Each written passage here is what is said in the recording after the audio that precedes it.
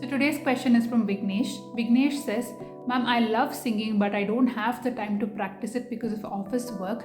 How can I find some time to practice? Okay, Vignesh, let's see how we can do this. First of all, will you be able to set aside 15 minutes of practice time on a daily basis in your schedule? See if you can find a 15-minute time slot. And preferably, it should be the same 15 minutes that you do it on a daily basis for your mind to get trained that this is the time that I've set aside for practice. So maybe before you leave for work, or maybe somewhere during your lunch break at office or after you've come back from home, can you find a 15-minute break? So don't worry about this 15 minutes not being enough or that it's not giving you the satisfaction you might receive after practicing for 1 hour or 1.5 hours. Keep that for the weekend if possible. But for now, just do a 15-minute practice.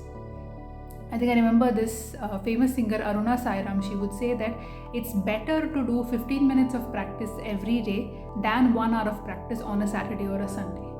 Right? So consistency and you getting into the zone is so much more important at this stage than getting your 1 full hour of practice. First thing.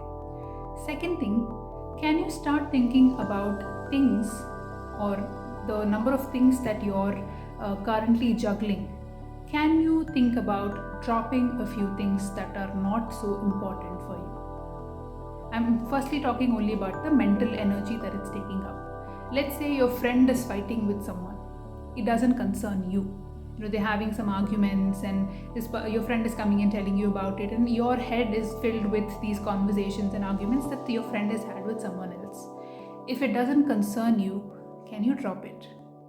Right? Free up your mental space, free up your energy, free up your time for a passion, for something that you are so much interested in. So I would like for you to start considering what are some things in your list of things you're juggling that you can drop. The third thing I'd like for you to focus is what are some social obligations that you can say no to. Let's say your relative, someone is getting married and they've invited you for the wedding or the reception. Now, people won't even remember if you go for the wedding or the reception. So you don't have to fulfill these social obligations while you can be using this time for your practice. So think about what are all the social obligations or any obligations for which you can start saying no to, which will not affect your core working either in your office or your close family. So those obligations you can go ahead and fulfill, but obligations which are not so important for you, can you start saying no? Eventually, you will start finding a lot more small pockets of time where you can start practicing this.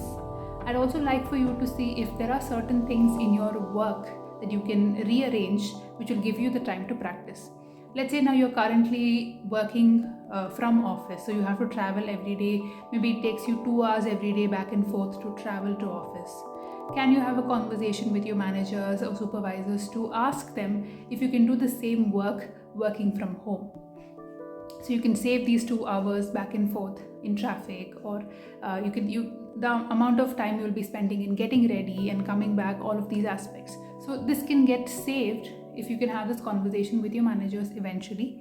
And another good thing about work from home is if you are done with the major part of your work, you may not be required to be in front of the computer for, let's say, 1 hour here and there. So you optimize your working speed and efficiency, that you also find more time for yourself. This way now you have a lot more time to practice your music. See if all of these things help you.